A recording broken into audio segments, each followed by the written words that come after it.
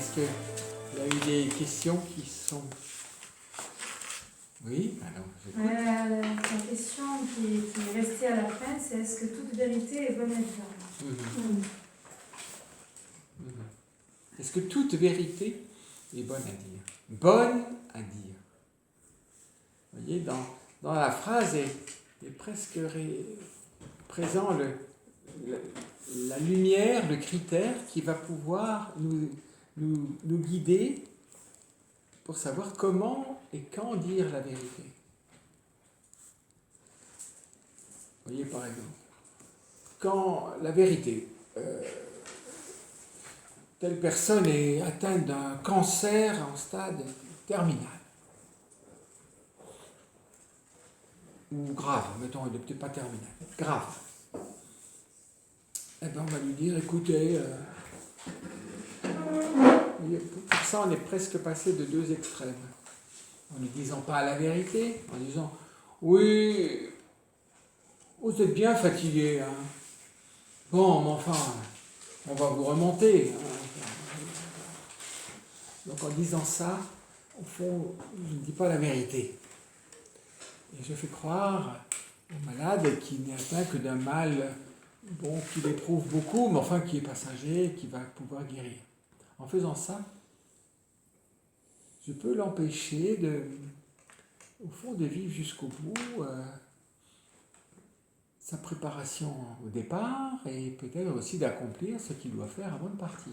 Il y a peut-être, je sais pas, des pardons à donner, des décisions à prendre, un testament à écrire, j'en sais rien, enfin, vous voyez, et qui fait partie, et tout ça, ça fait partie au fond,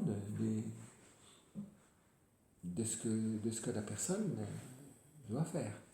Si je dis que vous êtes vraiment, oui, vous êtes vraiment fatigué, enfin bon, ça passera, ça ira. Donc, l'autre pense que tout ça, ça va terminer et qu'il va guérir et que ça va.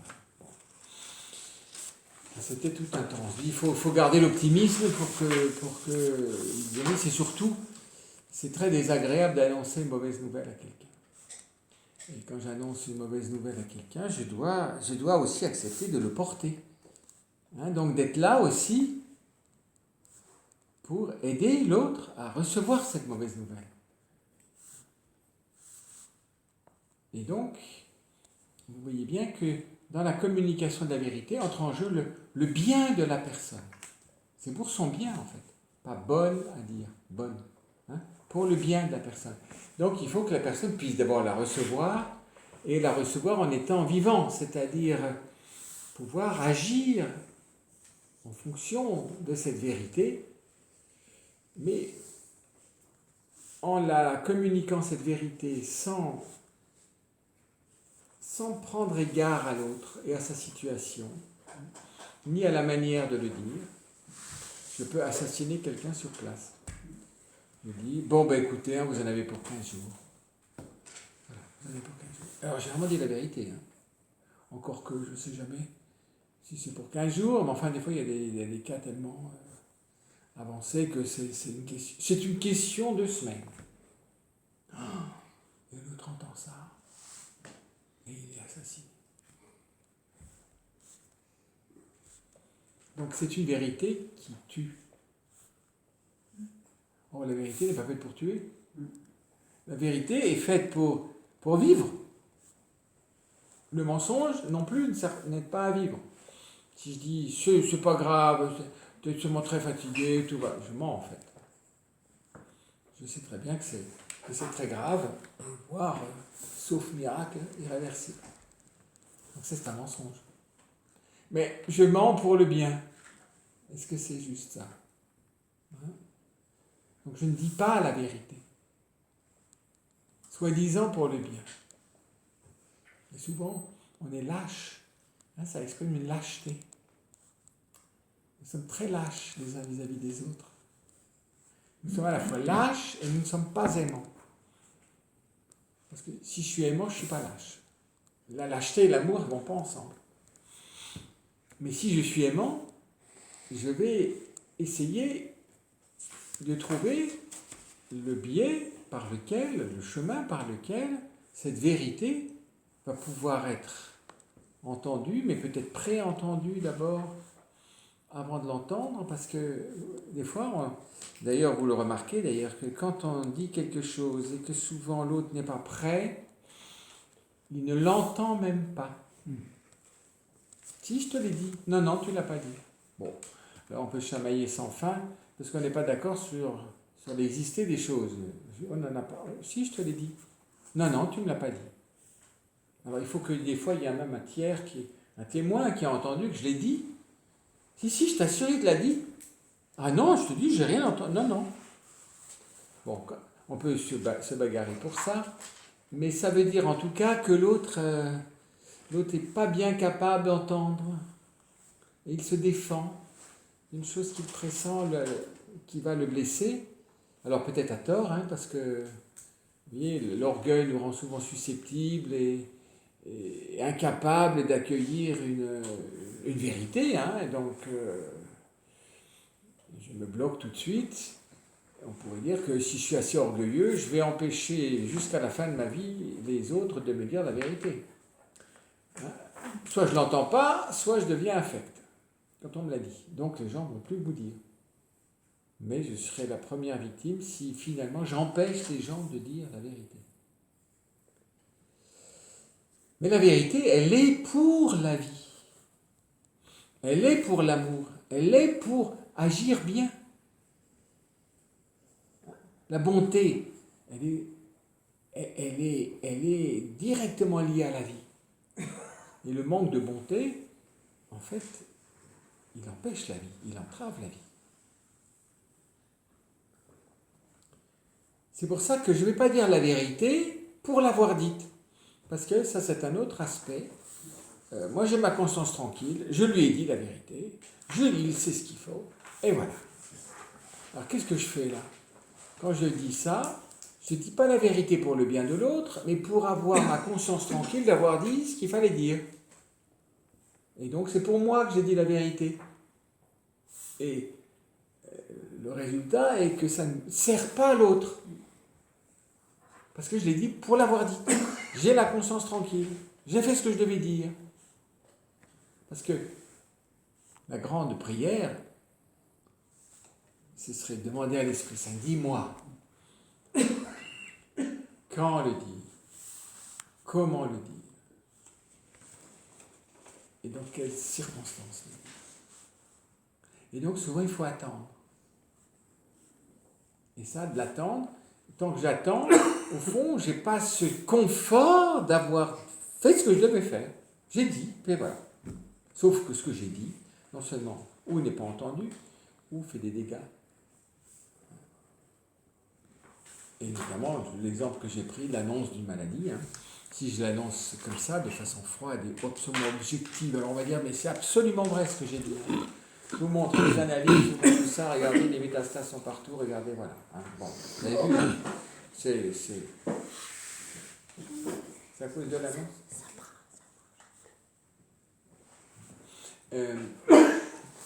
Donc, j'ai objectivement dit la vérité, mais j'ai fait du mal. Alors, la caricature de ça, c'est la langue de bois. Je dis sans dire, ou je dis pas tout en laissant percevoir qu'il y a quelque chose à dire. Ça, c'est du côté de la faiblesse et de la lâcheté. Parce que la langue de bois, alors on dit, quand c'est pieux, on dit langue de buis, bon, langue de bois, c'est quelque chose de terrible parce que ça frise le mensonge. Et souvent, c'est du mensonge. Mais c'est pour aimer que je mens. Je dis quelque chose d'autre que ce que je devrais dire, mais comme il faut que je dise quelque chose et que je ne peux pas le dire, je vais dire autre chose, dans le sens d'une flatterie, alors que je devais dire quelque chose. Et vous voyez que ça fausse complètement les rapports. Parce qu'il m'a dit quelque chose, mais en fait, il voulait dire autre chose. Et donc ça, c'est un manque de force. Évidemment, parce que je vais, en disant la vérité, je vais être face à la réaction de l'autre, à la souffrance de l'autre, peut-être à une épreuve que doit vivre l'autre. Puis puis peut-être même à sa colère, parce qu'il peut-être il m'en veut, de dire, enfin, donc c'est souvent éprouvant, voire toujours éprouvant de dire la vérité. Mais la vérité bonne à dire. C'est-à-dire la vérité telle qu'elle puisse permettre à l'autre d'avancer, d'aller plus loin, donc d'être plus vivant, et donc d'être plus aimant. L'enjeu de la vérité, c'est finalement l'amour. Hein. C'est finalement d'être plus aimant. Et quand je dois dire la vérité, même si j'essaie de la... Comme la vérité chatouille tout de suite chez l'autre l'orgueil, parce que personne n'est exempt d'orgueil, personne ne peut dire qu'il n'y a pas d'orgueil. Non, c'est vraiment notre œcuménisme de base. Hein. On est d'accord sur la religion de l'orgueil. Donc vous allez vous trouver tout de suite face à des répliques. Il faut vraiment un esprit de foi, de confiance ou de respect qui fait que je vais écouter les choses telles qu'elles me sont dites. Sinon, qu'est-ce qui se passe? Tout de suite, c'est comme une balle que j'envoie qui est renvoyée tout de suite. Non, c'est pas vrai, d'ailleurs, et on va rajouter que des trucs qui font qu'au fond, j'éjecte la vérité. Celui auquel il ne la veut pas. Donc je me justifie. Je dis, mais non, c'est pas vrai. D'ailleurs, non, t'as pas de ça, par exemple. D'ailleurs, tu connais pas la chose. Et d'ailleurs, et ça continue sans fin. Et au fond, on est dans une ère comme ça, hein, de discussion sans fin, où chacun se justifie. Et qui dit qu'il est dans son bon droit. Donc c'est pas vrai. Donc il n'y a rien à changer. C'est l'autre qui doit changer. Moi, je suis dans mon bon droit. Dès que vous répliquez, vous commencez à discuter, dites-vous bien que vous êtes en train de vous mettre dans une situation d'impossibilité d'accueillir la vérité. Je ne peux pas accueillir la vérité et discuter. Si vous discutez, vous n'écoutez pas. Vous êtes déjà en train de vous défendre et de contester cette chose. Donc, c'est comme un bouclier anti je ne sais pas quoi, là. Donc, vous voyez, c'est un combat d'artillerie. Je vais te renvoyer la balle, tu vas voir, tu la gardes pour toi, et moi, je n'ai rien à voir avec ce que tu me dis. Et je vais faire feu de tout bois. Et vous voyez bien que dans les discussions, c'est presque ridicule des fois. Parce qu'on met tout là. Même les vieux meubles qui n'ont rien à voir avec la chose, on met tout là pour... Non. C'est dire que la vérité fait souvent mal.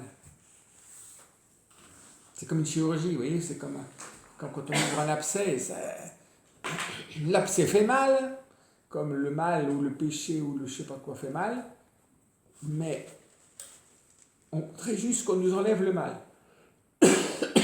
Quand vous mettez le coup du bistouri, mais en même temps, il est libérateur. Parce que quand l'abcès est ouvert, s'il est bien mûr, la tension s'en va, le pus s'écoule, et le vivant peut commencer la reconstruction, la guérison, la cicatrisation. Hein, c'est comme ça. Celui qui ne veut jamais faire mal, il ne pourra jamais ouvrir un abcès.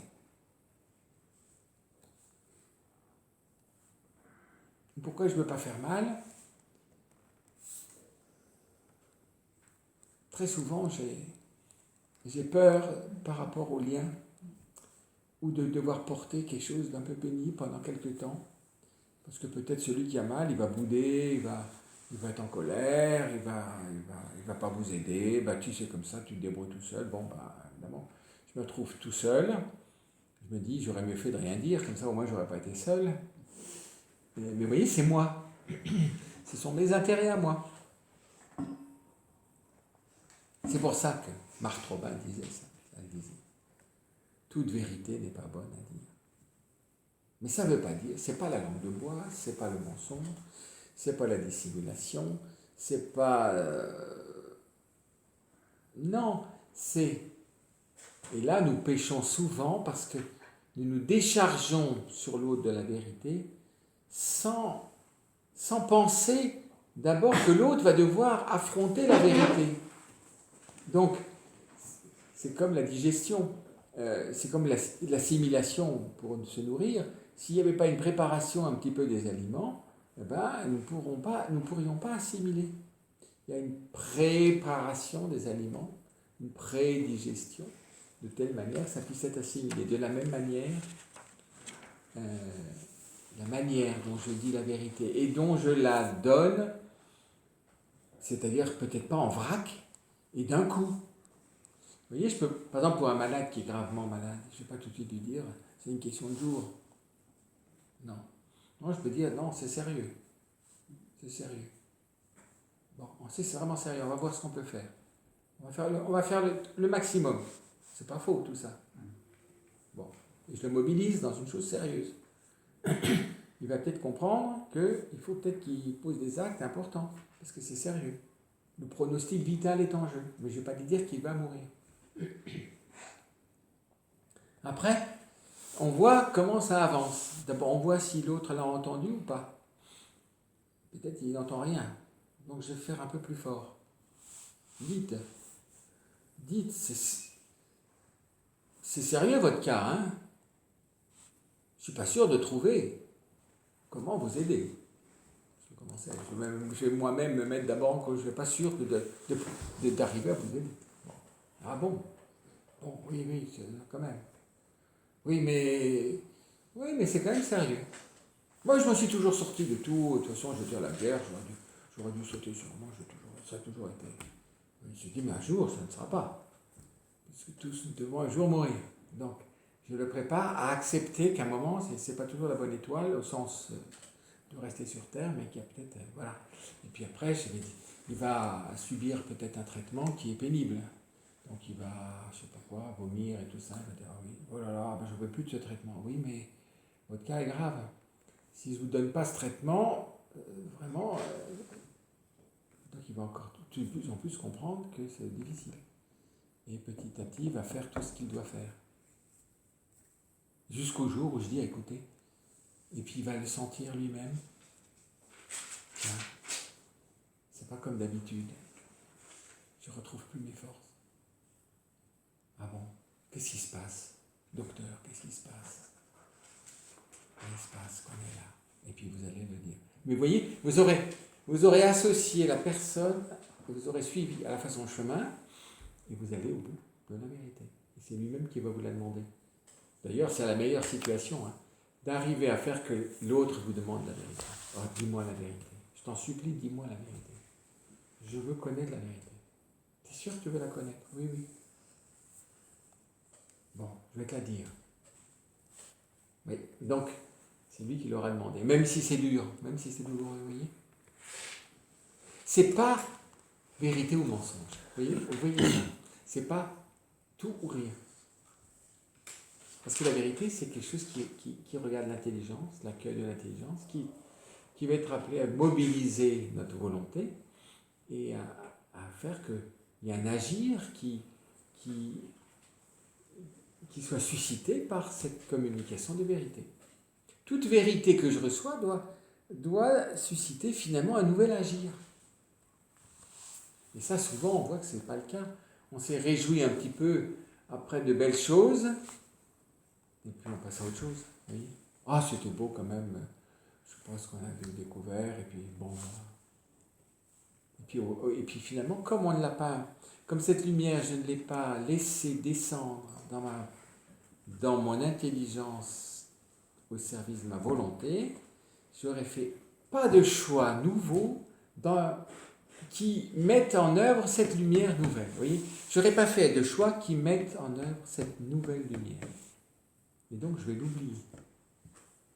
Je vais l'oublier. Oui, d'accord, oui, je me souviens. Oui, c'était pas mal. C'était pas mal ce truc-là. C'est bien. Bon, c'était de quoi? Il s'agissait de quoi? Je sais pas. Je sais plus. Non, vraiment, je me souviens plus. Mais ça t'avait pas éclairé un peu pour peut-être mettre des choses en œuvre de cette lumière? Ben non. Ben non, c'était bien. Je me souviens juste que c'était bien. Mais, vous voyez, enfin, je taquine. Hein. Euh, tant que vous ne mettez pas en œuvre, vous voyez, la lumière est faite pour servir la vie.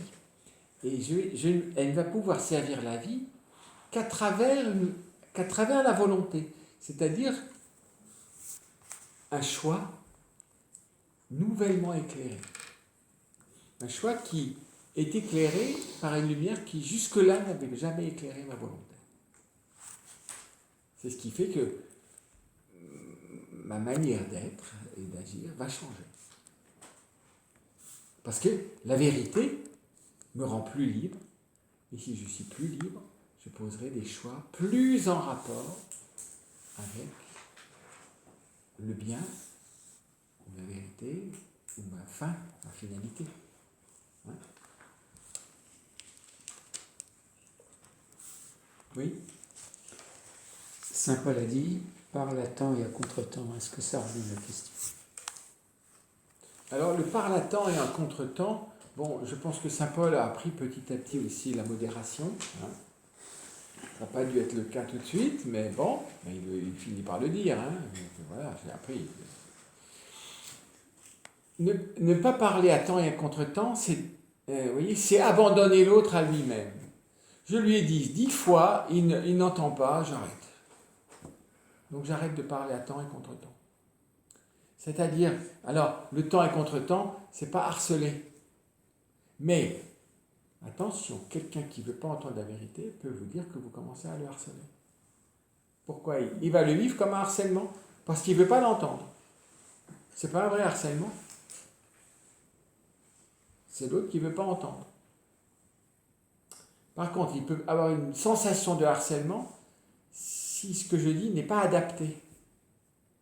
C'est-à-dire, je répète sans fin la même proposition qui à prendre ou à laisser. Vous voyez, alors c'est comme un coup de boutoir jusqu'à ce que ça s'écroule. Je ne crois pas que c'est non plus ce que dit Saint Paul. Parce que sinon, finalement, c'est dominant-dominé. Finalement, c'est plus fort que moi, je baisse les bras. C'est pas une vraie adhésion, c'est pas un vrai accueil à la vérité. Des fois, ça passe par là, mais il vaut mieux éviter ça. Par contre, parler à temps et contre-temps, c'est ne jamais abandonner l'autre à son erreur ou à son état, mais constamment, veiller sur lui, dans le sens, je ne vais pas toujours lui répéter la même chose, mais je vais être attentif à lui pour toujours lui dire ce dont il a besoin. En rapport peut-être à cette vérité qui n'arrive pas à être reçue, mais on avance à petits pas, des fois on fait un grand détour. Donc, je ne lâche pas le morceau, vous voyez, je n'abandonne pas l'autre à lui-même. Très souvent, parce qu'on est vexé, ou qu'on est très mécontent, parce qu'il n'y a pas de résultat, ou que l'autre est désagréable, ou qu'on a été rejeté, on va dire, écoute, si tu ne veux pas, tant pis pour toi. Tant pis pour toi. Est-ce que c'est tout à fait vrai le tant pis pour toi? C'est-à-dire que, et en fait, dans cette affaire-là, c'est moi qui suis lassé ou agacé de n'avoir aucun résultat dans la proclamation de la vérité. Et c'est encore plus vrai, par exemple, dans l'ordre de la foi. Que l'autre va me sortir plein de trucs, il ne veut pas, bon, ben tant pis pour toi. Eh bien, c'est de la lâcheté, et puis c'est finalement reprendre ses billes pour un plus grand confort. Et au fond, c'est désespérer de l'amour. Au grand sens, et c'est même désespérer de l'Esprit Saint. Jusqu'au bout. Et dans l'éducation, je dois apprendre ça. Parce qu'il y a des gens qui laissent finalement leurs enfants à eux-mêmes parce qu'ils en ont marre d'avoir dit et d'avoir pas été écoutés, donc tant pis pour toi. Donc je l'abandonne à lui-même. Ça, c'est désespéré. Je crois que c'est désespéré de l'amour. Alors des fois, quand il y a de la mauvaise volonté, alors ça c'est autre chose. La mauvaise volonté signe la fin de la communication de la vérité. C'est ce que dit Saint Jean dans la deuxième épître. Abandonner à eux-mêmes. Ils font semblant de vouloir, mais ils ne veulent pas. Arrête de faire comme s'ils voulaient. Prends acte qu'ils ne veulent pas. Mais il faut faire attention. Des fois, il y a des apparences de ne pas vouloir, qui ne sont pas vraiment de ne pas vouloir, mais j'en peux plus, laisse-moi tranquille, donc je vais dire, je n'en veux pas de ta vérité. Ça ne suffit pas pour dire que quelqu'un a une mauvaise volonté. Il faut le laisser dormir, il faut regarder le lendemain, il faut manger un bon gâteau ensemble et voir après ce qui se passe. C'est toujours la même chose. Hein? Vous voyez, c'est d'être de mauvaise volonté. C'est pas quand même si souvent que ça, que quelqu'un est de mauvaise volonté. Mais contre la mauvaise volonté, vous ne pouvez rien faire. Dieu respecte notre mauvaise volonté. Comme Jésus a dit, a respecté finalement la mauvaise volonté de Judas, il dit « Fais vite ce que tu veux faire, ce que tu as fait. » En dernier qui le pousse. Mais pourquoi Jésus lui a dit ça?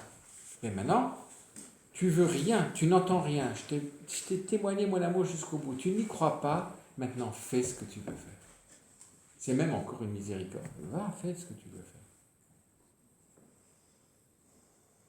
C'est pas que Jésus le pousse. Non, il lui dit maintenant, écoute, fais ce que tu veux faire. Tu veux ça, tu veux rien d'autre. Tu résistes à tout, mais fais-le. Sois conséquent avec toi-même. Parce que si tu ne fais pas ce que tu veux faire, tu es encore menteur de tout. Tu fais comme si tu voulais pas, comme si tu voulais, mais tu veux pas. Et tu tournes autour du pot, et d'ailleurs tu manigances tout ce que tu veux. Et déjà, tu as déjà posé le pied là-dedans. Ben, va au bout de ce que tu veux faire, parce que moi je t'ai encore montré l'amour jusqu'au bout. La dernière bouchée. Il la mange, et Jésus voit que son cœur ne change en rien. C'est une mauvaise volonté. Fais vite ce que tu as à faire. Que ton oui soit oui et ton non. Justement, c'est encore la vérité sur lui. Quand Jésus lui dit ça, c'est encore la vérité sur son cœur. Et là, en disant ça, fais ce que tu veux faire, il pourrait encore s'arrêter. Parce que maintenant, il s'agit de le faire. Il a déjà commencé à le promettre. Je vais vous le livrer. Il ne l'a pas encore livré. Fais ce que tu veux faire. Là, il dit, quand vous commencez à livrer quelqu'un, ça peut encore être un moment d'arrêt. Sinon, je ne vais pas livrer. Donc c'est encore une miséricorde. Il dit, fais ce que tu veux faire. C'est-à-dire, sois vrai. Et la vérité va le rendre libre. Vous voyez? Mais on a l'impression qu'il le pousse. On lui dit, non, arrête, fais pas, non, tu sais, non. À un moment donné, c'en est fait. Vous savez, à un moment donné, on voit bien, quand on passe la frontière de la bonne volonté, on peut avoir des difficultés, on peut être entravé, on peut ne pas faire, on ne peut pas, très bien. Ou alors on est malade, il y a peut-être une maladie vraiment de la volonté, c'est possible aussi ça, donc personne ne peut pas. On peut pas. Il y a tellement d'angoisse, c'est pas possible. Donc, arrête, laisse tomber cette chose-là, vis simplement comme tu penses. Et on t'aidera par un autre chemin. Mais quand je tente la vérité, c'est-à-dire quand je pousse et que je suis de mauvaise foi vis-à-vis de la vérité, parce qu'il fait comme s'il était d'accord, par exemple, Judas. Jusqu'où je peux faire ça? D'ailleurs, il avait déjà été averti quelques semaines avant. Parmi vous, il y a un démon, il faudrait mieux qu'il s'en aille. Donc, il a entendu.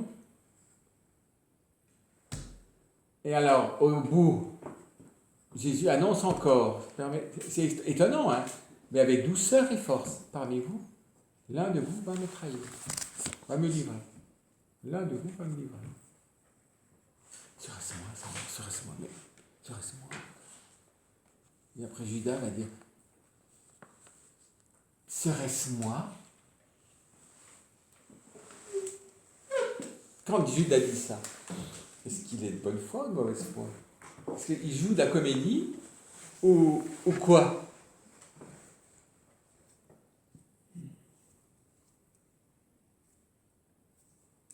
C'est toi qui l'as dit. Jésus lui dit, c'est toi qui l'as dit. fais le travail en toi, fais la vérité. Parce que lui, quand il livre, il ne s'arrête pas au fait qu'il le livre. Pour lui, c'est un moyen d'obtenir quelque chose de Jésus, que Jésus ne veut pas faire. Il voudrait que Jésus mette le paquet sur sa toute-puissance, et non pas sur son cœur. Mets le paquet sur la toute-puissance, t'es tout-puissant. C'est ça qui va nous sortir du Romain et tout. Ben écoutez, c'est pour ça qu'on pense tous comme Judas. Hein. Ah. Tu crois en l'amour, mais t'as vu l'amour? Qui croit en l'amour? Vraiment. C'est ça l'épreuve de la foi en fait. Hein. C'est ça la foi en fait. C'est ça la foi. Il n'ose pas la foi. Parce que la vraie foi, c'est croire en l'amour de Dieu. Et que l'amour de Dieu est invincible. C'est la seule chose invincible. La puissance n'est pas invincible. Bon, la toute-puissance est invincible, et jamais Dieu n'use de la toute-puissance pour elle-même. Jamais. C'est contraire à la sagesse. La toute-puissance est au service de la sagesse.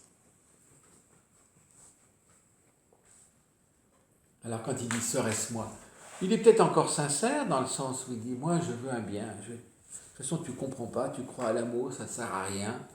Tu as bien vu ce qu'ils font de toi, tu les aimes, ils te crachent à la figure, tu y crois toujours encore.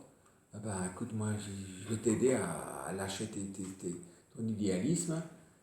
J'ai vu que tu es tout puissant, eh ben, je vais t'obliger à la toute-puissance, donc je vais te jeter dans la mort.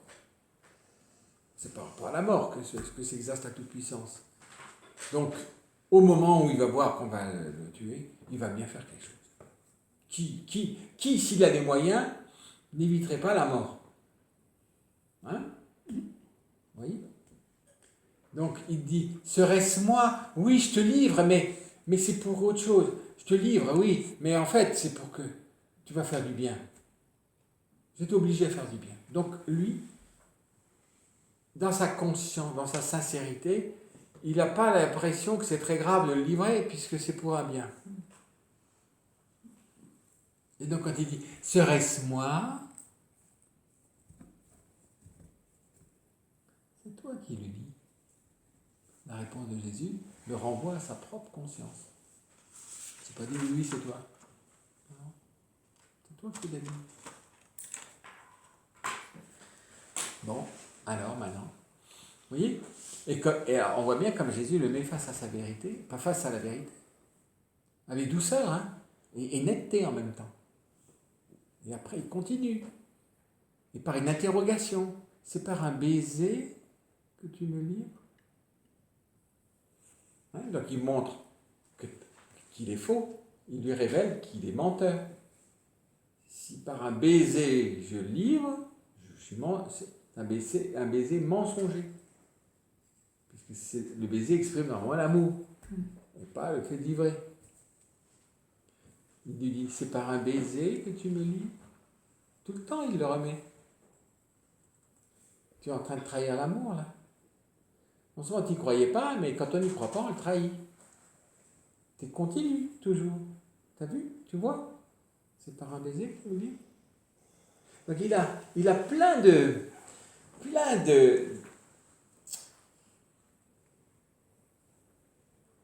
Il est mis face à la vérité de façon diverse jusqu'au bout. Et il guérit tous les feux rouges. Mais vous voyez comment Jésus lui dit la vérité? D'une façon extrêmement variée. Il y a un verdict à un moment donné, mais qui n'est pas directement, mais comprenne qui pourra. Et parmi vous, il y a un démon, il faudrait mieux qu'il s'en aille. C'est clair, hein? Les 12 ont entendu ça. Parmi vous, il y a un démon. Il vaudrait mieux qu'il s'en aille. Donc c'est très net. Mais il n'a pas dit tu es le démon, toi. Attends. Il n'a pas dit ça. Parmi vous, il y a un démon, il vaudrait mieux qu'il s'en aille. La vérité est dite. Mais, vous voyez, de dire la vérité laisse aussi à l'autre la possibilité de la faire sienne et d'agir en fonction. Et il continue de mentir, puisqu'il ne s'en va pas et il reste près de Jésus. Oui. Quand Jésus dit à Saint-Pierre, parce que là il lui dit, par contre la vérité vraiment telle qu'elle est, tu vas me trahir, le chemin du coq, hein. Il l'avertit. Mais donc il n'a pas voulu l'entendre, Saint-Pierre. Enfin, il n'a pas entendu. Ah, il n'a pas vraiment entendu, il n'a pas cru. Il a entendu matériellement, mais il n'a pas cru. Et comme il n'a pas cru, ça n'a pas touché sa volonté. L'intelligence n'a pas éclairé sa volonté. C'est qu'arrivant le moment, il le fait. Mais quand il entend le coq, oh, alors il se souvient. Vous voyez ? C'était là, sauf que c'était pas adopté comme vérité.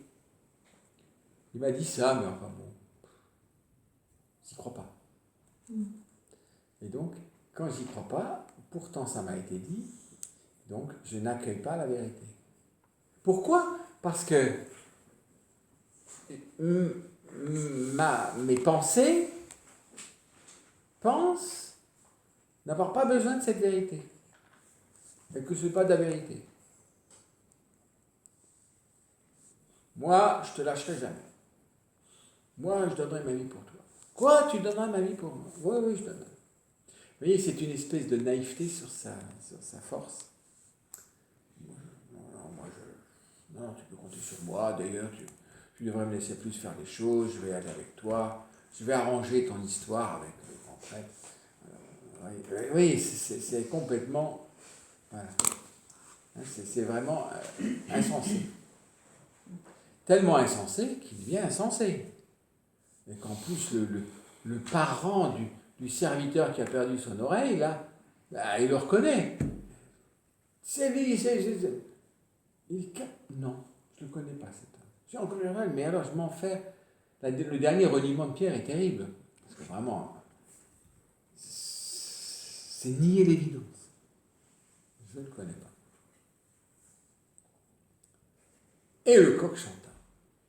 Aïe, aïe, aïe, aïe, aïe. Ah, c'est curieux. Alors il se souvient des paroles. Oui, donc elles n'étaient pas en acte, ces paroles. C'est une vérité prédictive qui signale à Pierre sa fragilité. Tu crois être fort, mais tu ne l'es pas. Mais si, je suis fort. Parce qu'il n'accepte pas qu'il ne soit pas fort. Il pense qu'il est fort. Tu vas quand même pas me dire je ne suis pas fort. Tu ne me connais pas. Mais si. C'est pour ça qu'en fait, ce qu'il lui dit, il ne sert à rien. Mais pourtant, c'est dit. Et voyez, la vérité que je dis, qui peut ne pas être entendue dans certaines circonstances, c'est curieux, elle va être entendue à l'autre moment. Quand par rapport au signe que je vais donner de la vérité, le signe de la vérité, c'est le chant du coq. Et quand le coq chante, il se souvient que Jésus lui avait dit. Avant que le coq ne chante, tu m'auras renié 3 fois. Vous voyez ? Donc c'est assez beau tout ça. Ça montre d'ailleurs que la vérité est vitale et qu'elle demande d'être assimilable ou assimilée et qu'elle peut ne pas être assimilée. Et soit parce que psychologiquement je suis complètement aveuglé, moi tu vas voir, moi je t'apprendrai pas, soit parce que je suis de mauvaise volonté. On ne peut pas dire que Pierre était de mauvaise volonté, mais il était comment dire, aveugle sur sa fragilité. Donc il était présomptueux. C'est une présomption. Oui. Par rapport à la phrase de Jésus à Pierre, avant que le coq ne chante 3 fois, tu m'auras renié. Non, avant que le coq ne chante, tu m'as renié 3 fois. Bon, enfin, il y a deux choses. Il aura chanté 2 fois. Mais non. Après, c'est... je vois pas où est la vérité, parce que ça, c'est une prophétie, c'est un événement qui va se passer plus tard. Alors que pour moi, une vérité, c'est là, maintenant, dans l'instant, on tire à Pierre parce qu'il a fait quelque chose. Enfin, Pierre ne peut pas croire ce que Jésus dit, puisque pour lui, il n'est pas en train de mentir. Il a dit, Jésus, je donnerai ma vie pour toi. Il a dit ça. C'est par rapport à cette parole que Jésus lui dit ça. Oui, mais il lui dit quelque chose qui sera plus tard. Il lui dit, il réfute ce qu'affirme Pierre. Il dit, je donnerai ma vie pour toi. Tu donnerais ma vie pour toi, pour moi? Je te dis, avant que le coq ne chante, tu m'as renié 3 fois. Donc il est en train de lui dire que ce que tu me dis est faux. Oui, Tu ne donnerais pas ta vie pour moi. oui. Il l'éclaire sur son illusion sur lui-même. C'est ça. C'est une illusion. Il est dans l'illusion sur lui-même, Pierre. Ça, ça va. Mais la phrase avant que le coq ait chanté, tu m'auras renié 3 fois. Oui. Cette phrase, qui annonce quelque chose qui va se produire, Oui, aurait dû éclairer Pierre, qui aurait dû quitter sa position de présomption et devenir beaucoup plus humble, beaucoup plus prudent par rapport à ce qu'il croit pouvoir faire. ah oui. Parce que là, il compte que sur lui. En fait, c'est pas forcément une prédiction, c'est une phrase que Jésus dit. Mais c'est en même temps une prédiction. Bah oui, parce que ça va se Pourquoi c'est réaliser. une prédiction? Parce que Pierre continue d'être présomptueux. Mais elle est faite pour qu'il voie sa présomption. Et il la verra. Parce que quand le coq chante, ce qu'il a dit était vrai. Ce qu'il a dit sur moi était vrai. C'est vrai que je n'étais pas capable de donner ma vie pour lui. Et pourtant, je l'ai affirmé. Mais Jésus, comment il le sait, Jésus, que Pierre, il ne pourrait pas avoir cette force? Oui, non, mais écoutez, là, si vous voulez aider Jésus à être lui-même, déjà, quelqu'un que de lucide pourrait le dire, alors fortiori Jésus. Vous savez, certaines personnes vous disent, je ferai ça pour toi et tout ça, je dis, on va dire, mon œil. C'est un peu le baromètre de la foi, alors la vérité. Ben, la foi, elle dit directement la vérité. Mais- Directement. C'est dans la plus grande vérité. C'est l'engagement le plus fort par rapport à la vérité, la foi. Et est-ce que le fait de mettre en rapport avec le coq remet Pierre dans la réalité? Ah Le oui. coq, c'est la réalité. Ben, ça s'est fait, C'est ça? ça s'est produit. Parce que le coq, le chant du coq, c'est quelque chose de réel. Ben, c'est-à-dire qu'il se produit normalement chaque matin. Voilà, c'est ça. Alors des fois, il y a des coqs détraqués. D'ailleurs, quand les aux Philippines, ils chantent, enfin, si vous appelez ça un chant, ils chantent toute la nuit. Bon, alors avec ça, Jésus ne peut rien dire. Si c'est un coq qui chante tout le temps, bon, ça veut dire que de toute façon, tu es un faucheton de A à Z. Bon. Mais normalement, le chant du coq annonce l'aube.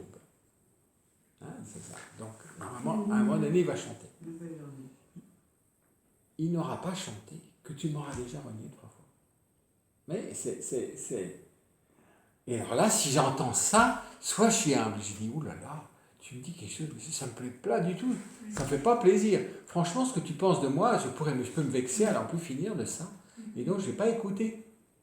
Parce que je trouve que c'est une insulte, tu me juges, comme ça. Généralement, c'est la discussion, hein, je vous dis, on réplique. Tu me juges, c'est un a priori. Qu'est-ce que tu me racontes? Quand je fais ça, je ne l'écoute pas. Et je vais droit dans le mur. Parce que je n'ai pas entendu. Mais par contre, quand le coq chante, et que il vient de terminer joyeusement son troisième reniement. C'est aussitôt que je suis plus. C'est aussitôt. Oh, ça dépend des versions. Il y en a une. Mais c'est le aussitôt. Le aussitôt, enfin bon, mais enfin, ça veut dire qu'il ne peut pas dire qu'il n'a pas été averti, puisque le coq n'a pas de retard pour nous dire qu'il vient de... Mon père, pourquoi est-ce qu'à Pierre, il fait comme ça, alors qu'à Judas, il fait que le renvoyer sur lui-même? Pourquoi Mais il il est le renvoie sur lui-même aussi. Mais oui. Oui, mais c'est plus concret, on va dire. C'est plus concret. C'est plus direct. Eh ben, c'est plus concret quand on dit parmi vous il y a un démon, il vaudrait mieux qu'il s'en aille. Écoutez, Oui, mais du coup, il regardait pas Pierre en lui disant ça à ce moment-là. Enfin, Ah, Judas, Oui, c'est en vrai. disant ça à ce moment-là. mais écoutez, c'est une vérité tellement terrible, parce qu'on est face non seulement à des disciples, mais des apôtres. Oui, c'est sûr. Mais c'est terrible. Parmi vous, les 12, il y a un démon. Vous vous rendez compte, on va dire, mais comment il nous juge? On est comme des apôtres. Donc, c'est une grande miséricorde d'éclairer chacun. Chacun est un démon en puissance, d'ailleurs. Bon. Et d'ailleurs, en entendant ça, parmi vous, il y a un démon. Comme à la scène, quand Jésus dit l'un de vous va me trahir, va me livrer. Chacun se demande en lui-même si c'est pas lui. C'est assez beau d'ailleurs. Hein. Chacun se demande, mais c'est moi? Serait-ce moi? C'est moi? C'est moi qui... Et donc, d'ailleurs, ça exprime une certaine humilité des cœurs, parce que chacun avoue qu'il pourrait l'être. Parce que c'est moi. Mais en ne voulant pas l'être, vous voyez. Enfin, c'est quand même pas moi. C'est moi. Et c'est les 12. Donc les 12, c'est quand même pas avec des brigands et tout ce qu'on veut, c'est les 12. C'est moi. C'est quoi? C'est qui? Vous voyez? Donc il y a un préavertissement que seul Jean donne d'ailleurs, mais qui est massif. Hein. L'un de vous, mais quand de dire l'un de vous va me livrer, c'est moins méchant que, enfin c'est terrible, hein, que parmi vous il y a un démon. Il vaudrait mieux qu'il s'en aille. Et que de rester, c'est un mensonge vivant. C'est de la mauvaise volonté caractérisée. Parce qu'un démon, ça veut dire qu'il ne veut pas le bien. Il ne veut pas Dieu. Il veut le bien dans le sens, il peut vouloir un faux bien, un bien apparent. Mais en fait, il ne veut pas Dieu. Donc il ne veut pas croire ni laisser Dieu faire ce qu'il veut faire. Vous voyez, il y a souvent des démons. Hein. J'ai aucune confiance dans ce que fait Dieu. D'ailleurs, ça ne marche pas. Si on faisait autrement, on s'économiserait beaucoup de souffrance, d'ailleurs, et tout ça. Moi, je vais lui prendre la main, je vais lui montrer ce qu'il faut faire. C'est exactement ça. C'est pour ça que Jean le montre de façon très très forte. Mais alors, est-ce que Judas a pu réaliser que c'était lui, le démon? Je pense que oui. Parce que il y a un content, enfin comment dire, Jésus lutte contre les projets de Judas depuis longtemps. Et il lui montre tout le temps que ça ne va pas du tout dans ce sens. Mais l'autre pourrait lâcher. Ça veut dire entrer dans la foi. Il refuse finalement la foi. Finalement, c'est la foi qui n'a pas foi. Il n'a pas foi en Dieu. Donc il n'a pas foi en l'amour. Qu'est-ce qu'il a? Foi. Il croit qu'il a la foi. Parce qu'il croit que Dieu est tout-puissant. C'est ça. Et qu'il voit que Jésus participe de la toute-puissance. Il y a quelque chose d'étonnant chez lui, quand même. Il fait des trucs incroyables. Il ne croit pas en Dieu, il croit en la puissance. C'est pas croire en Dieu. Parce qu'il ne connaît pas Dieu. Dieu n'est pas d'abord puissance. Dieu est amour. Tant que je dis Dieu est puissant, Dieu est puissance, je ne peux pas dire que je crois en Dieu. Je ne connais pas Dieu. Ce n'est pas la foi chrétienne. La foi chrétienne me fait connaître Dieu. Quand je dis Dieu est puissance, c'est pas faux. Mais c'est pas un acte de foi. Vous voyez? Et donc, la foi est la vérité la plus vertigineuse qui soit. Est-ce que j'ose marcher appuyé sur la foi? Donc, finalement, appuyer sur l'amour, appuyer sur Dieu. Mais Dieu ne fera rien comme je le pense.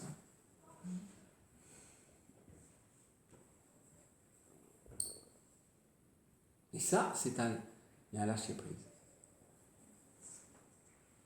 Et par rapport à ça, on voit une mauvaise volonté.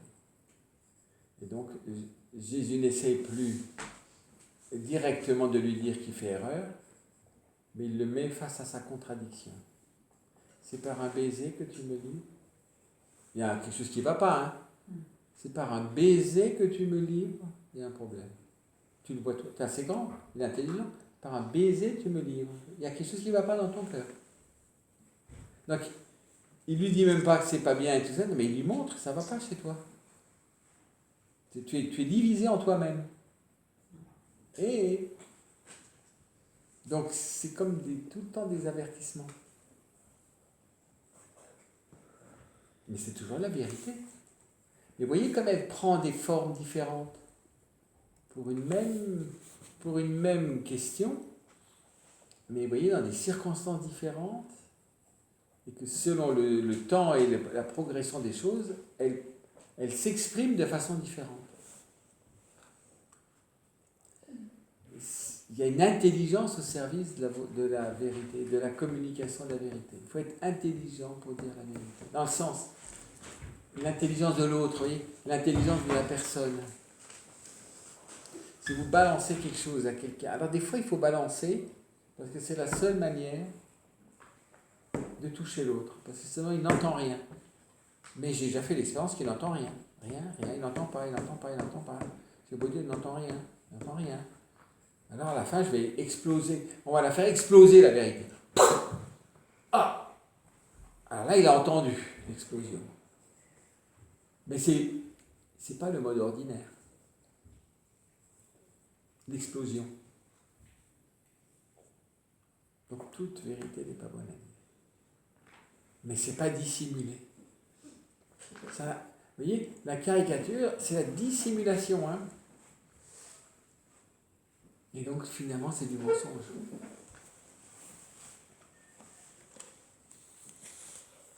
Et il faut faire attention parce que quand on ment comme ça, on dit oui, mais c'est au nom de l'amour que j'ai dissimulé les choses. Et donc comme je pense que c'est au nom de l'amour, je continuerai de dissimuler. Et là, quand je dissimule, quand je dissimule, je trahis la vérité. Parce qu'il fallait qu'elle m'entende ça. Parce que dissimuler, c'est trahir la vérité. Vous voyez, c'est pour ça que des fois, dans une situation concrète, par rapport, il faut être assez prudent sur le jugement de ce qu'a fait quelqu'un. A-t-il ou non dissimulé la vérité, ou a-t-il été miséricordieux? A-t-il été patient? A-t-il été... Voilà. Est-il lâche ou pas? Mais il y a des gens qui, pour avoir bonne conscience, vous balancent les choses sans problème. Mais quand vous balancez la vérité, ce n'est pas la dire.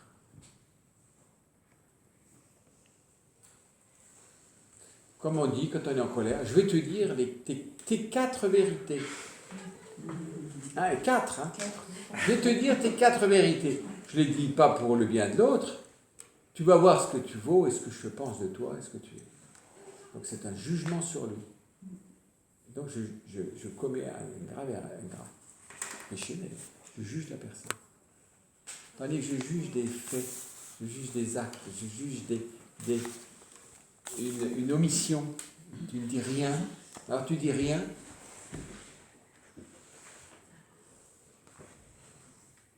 Si, je lui ai dit. Non, tu n'as rien dit. Entre les parents, ça doit être souvent ça. C'est à toi de lui dire. Non, moi je lui ai dit. Mais non, tu ne lui as pas dit. Si, je te dis, je l'ai dit. Toute référence à aucune situation concrète. Non. Mais vous voyez, parce que là, vous apprenez à dire la vérité à l'enfant. À 2. Selon la grâce du Père et de la Mère, et comment vous êtes unis, ou bien l'un envoie l'autre au feu pour qu'il le fasse. T'es son père, fais-le. Non, le père, il doit juste dire les choses désagréables. C'est une vision de la paternité un peu bon.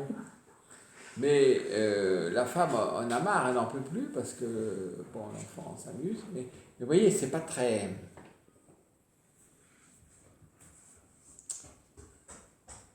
On se débarrasse du ministère de la vérité. C'est à toi de t'y coller. Or, c'est quelque chose de grand de dire la vérité. Parce que ça sert vraiment le cœur. C'est vraiment la vérité au service de l'amour. C'est pour ça qu'on essaye d'apprendre à chercher la vérité. Parce qu'elle se cherche. Il n'y a pas du pack de vérité. Voilà. Vous voyez, quand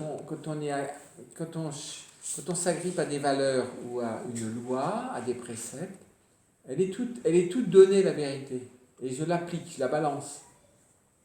Mais vous ne l'avez pas vous-même découverte. Vous ne l'avez pas fait vôtre.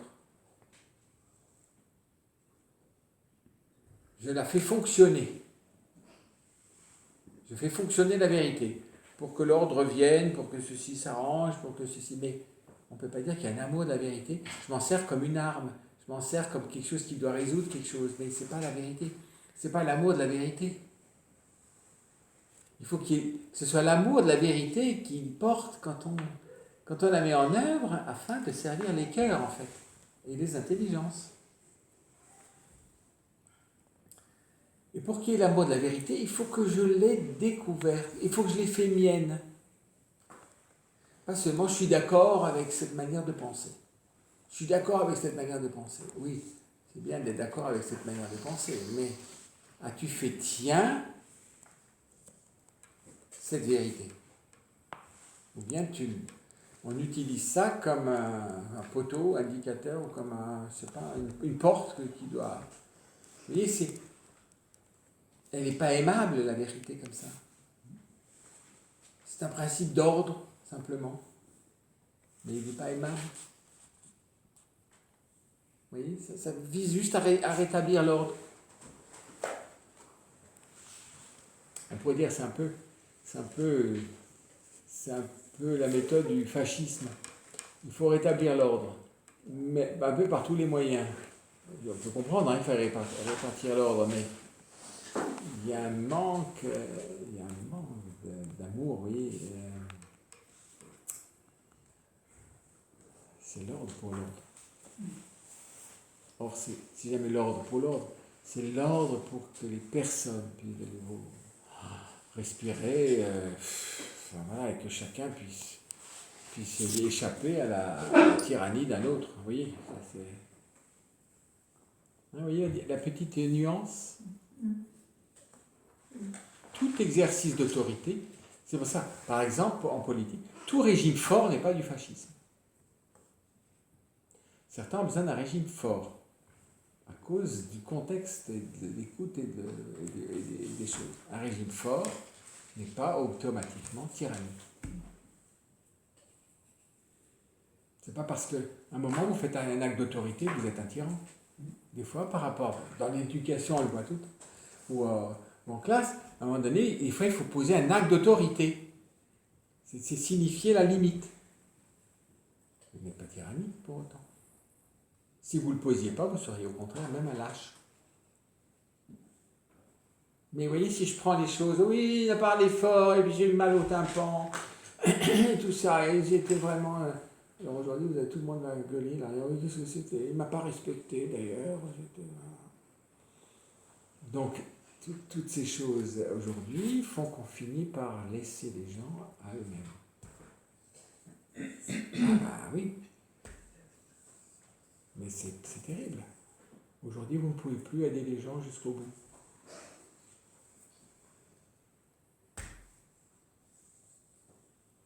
D'ailleurs, parce que la vérité, d'ailleurs, est vue comme une contrainte. Il n'y a plus d'évidence que la vérité est bonne pour l'homme. Vous voyez ça? Non. C'est la liberté qu'on voit comme bonne pour l'homme, pas la vérité. Or, qu'est-ce qui est source de liberté? La liberté elle-même? C'est-à-dire la subjectivité? Je fais ce que je veux. Quand je veux. Avec ça, je vous promets, c'est un électron libre qui, quand il va devenir grand, va être redoutable. Je fais ce que je veux, comme je veux, quand je veux, avec qui je veux, où je veux, pour ce que je veux. Tandis qu'est-ce que la vérité rend libre? La vérité rend libre. C'est un paradoxe incroyable. Psychologiquement, vous ne pouvez pas comprendre que la vérité vous rend libre.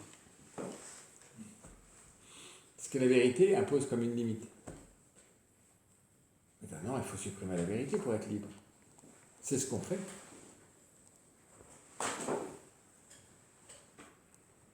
Oui, pardon. Non.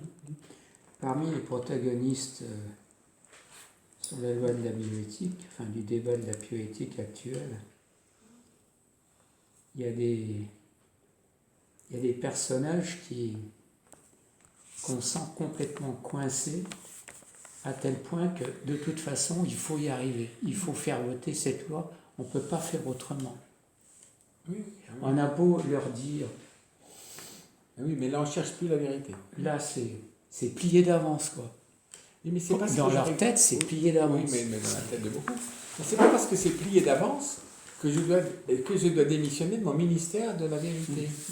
Parce que quand la vérité est dite, notamment à l'occasion où c'est plié d'avance, si personne n'a dit la vérité, il est complice du plié d'avance.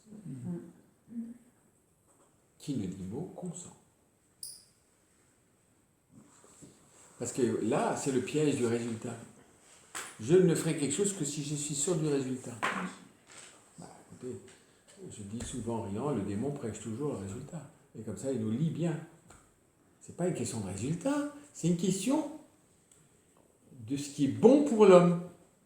Or, la vérité, c'est l'air pur de la vie de l'homme. Si on prenait prendre une métaphore de la vérité, c'est comme l'air pur. C'est comme l'air des cimes, pas l'air où il n'y a pas d'oxygène, si je suis à 9000 mètres, mais c'est l'air pur des cimes par rapport à une atmosphère polluée. La vérité, c'est l'air pur. On veut tous se jeter dans la pollution. Moi, je vais quand même parler d'air pur. Comme ça, si quelqu'un veut de l'air pur, il sait au moins que ça existe. Tu m'as jamais parlé d'air pur. On n'était que dans une atmosphère confinée et effrayante. Si tu m'avais parlé qu'il y a de l'air pur, tu aurais peut-être fait autre chose. Oh oui, mais à l'époque, de toute façon, tout le monde voulait descendre dans un truc, donc je n'ai pas parlé d'air pur. Mais pourquoi tu n'as pas parlé d'air pur?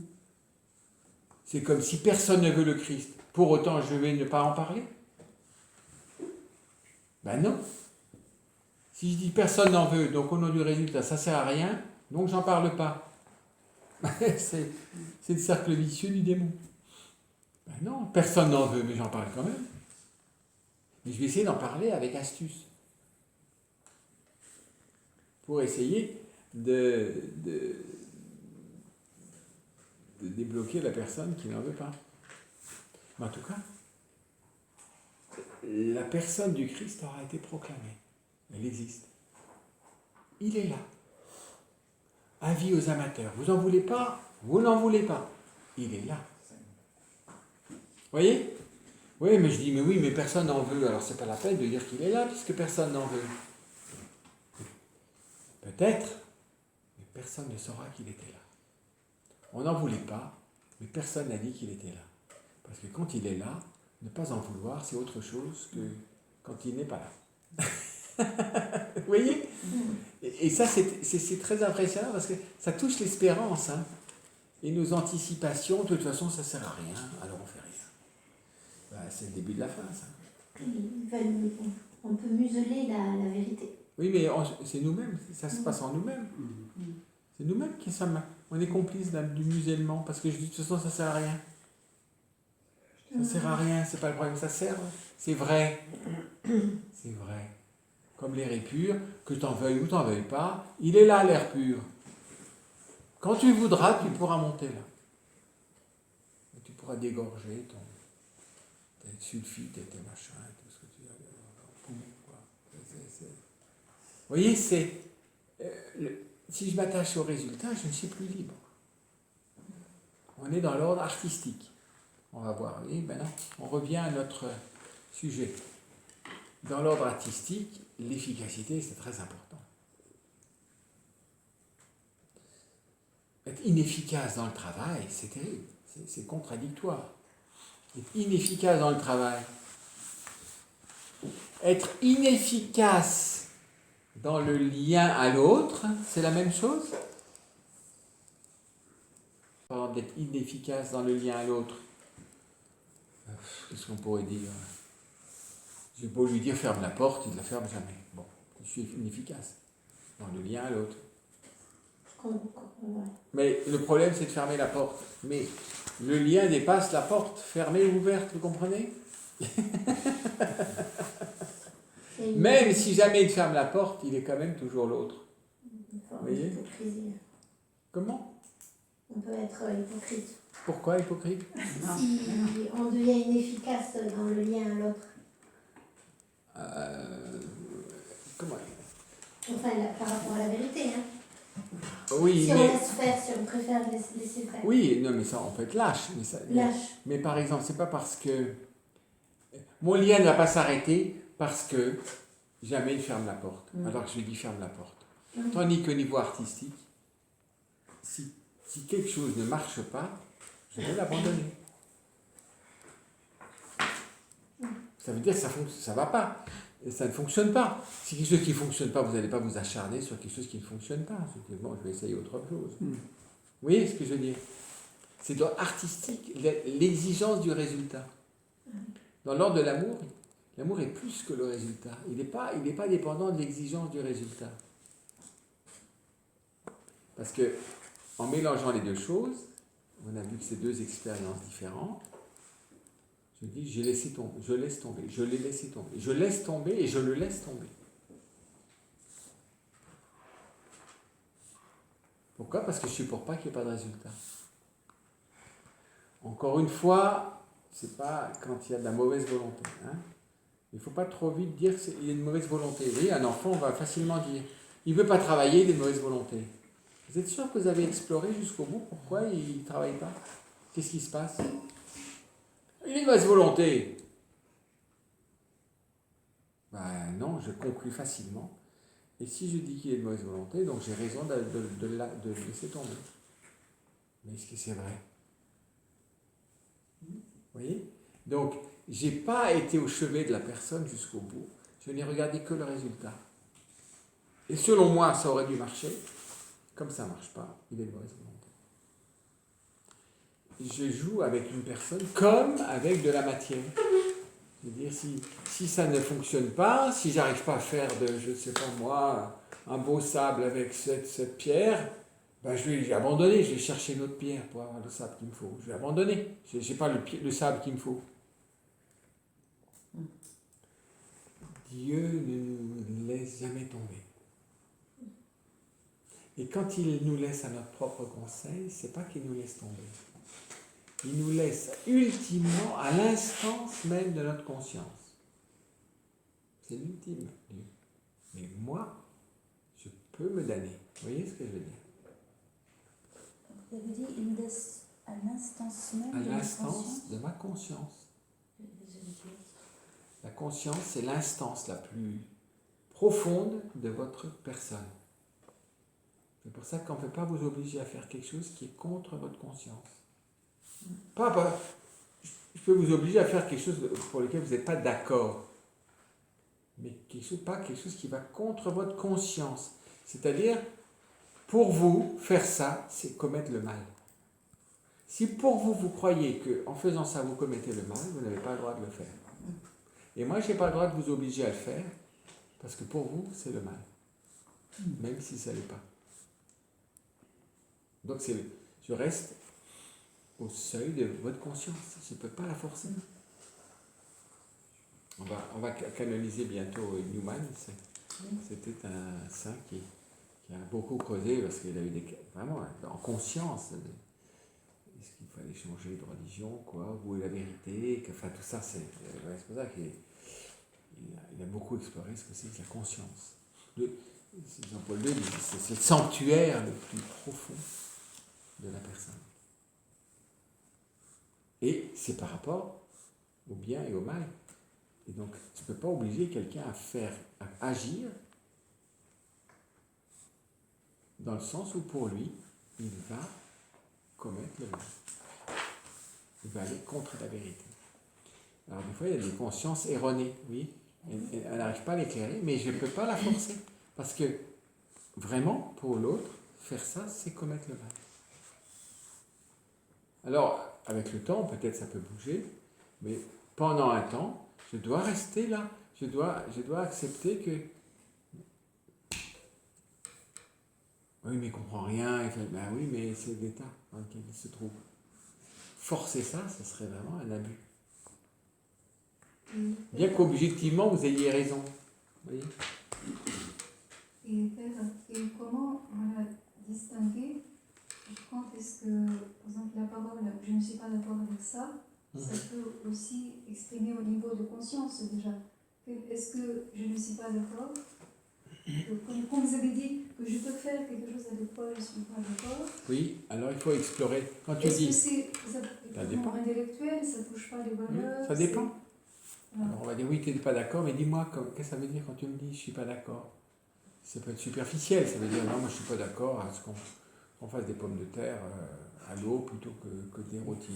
Je suis pas d'accord. Bon, je veux pas que ça se fasse. Mais c'est pas une question de conscience. Je peux pas dire que c'est un problème de conscience qu'on rôtisse les pommes de terre ou qu'on les cuise à l'eau ce jour-là. Vous voyez, c'est pas juste. Je mentirais en voulant obliger l'autre à respecter ce que je veux, en disant que c'est une question de conscience. Parce que en conscience, je ne peux pas rôtir des pommes de terre.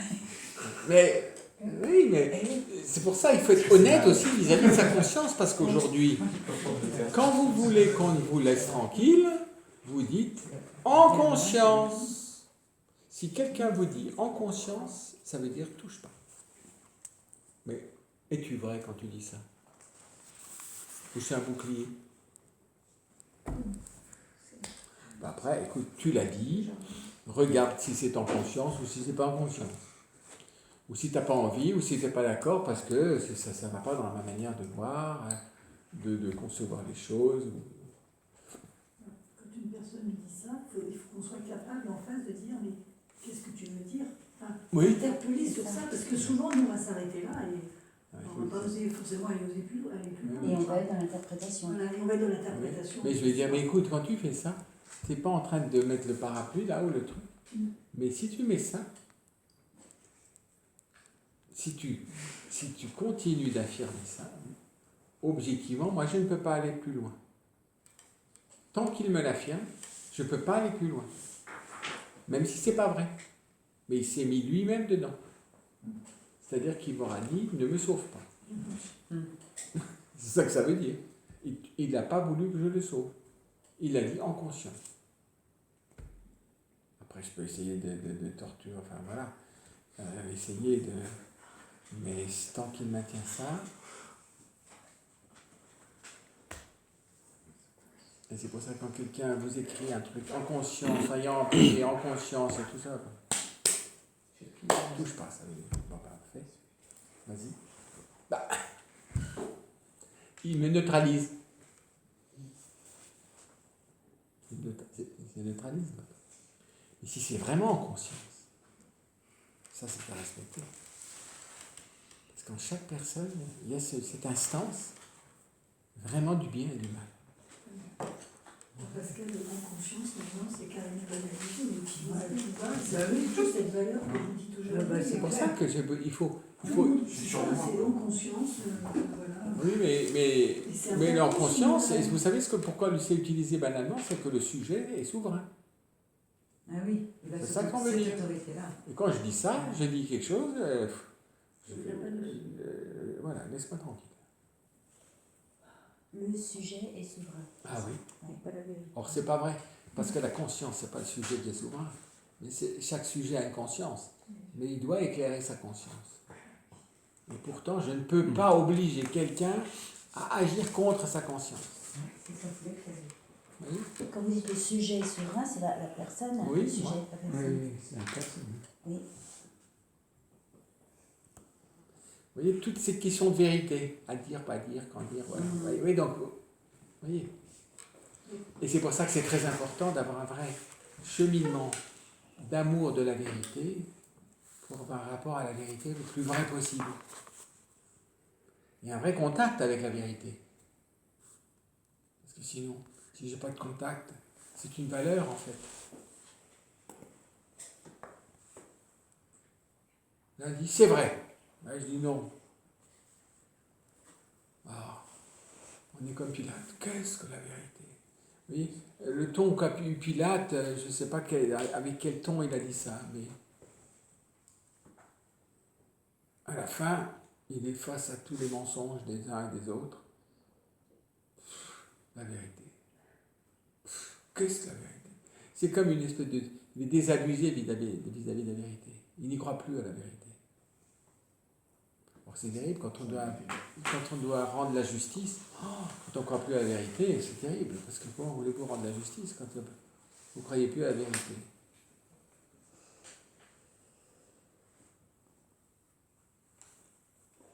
Et quand le mensonge entre dans la manière ordinaire